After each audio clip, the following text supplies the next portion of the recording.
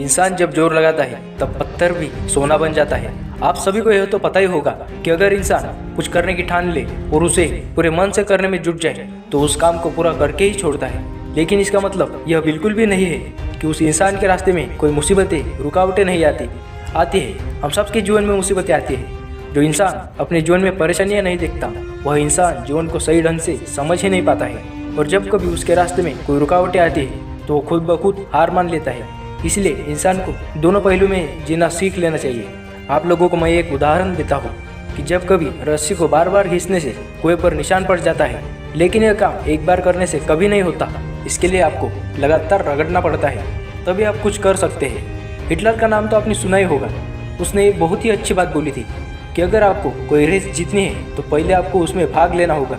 ऐसा नहीं कि आप बस बातें ही कर रहे हैं कि मुझे ये करना है, वो करना है, मैं ये करूँगा, वो करूँगा। याद रखिए कि अगर आपको जीतना है तो पहले आपको पार्टिसिपेट करना होगा। जो रेस में पार्टिसिपेट नहीं करता वो रेस को कभी जीत ही नहीं सकता। हिटलर की बात बिल्कुल सही है। अगर आप जीवन में लड़ना नहीं सीखोगे तो आप कभी भी जीवन में आगे नहीं बढ़ सकते, आप कभी भी जीत नहीं सकते। इसलिए लड़ना सीखिए।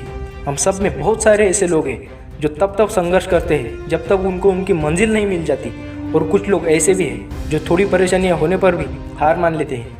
आपको याद रखना चाहिए कि परेशानियां आती ही आपको सफल बनाने के लिए है।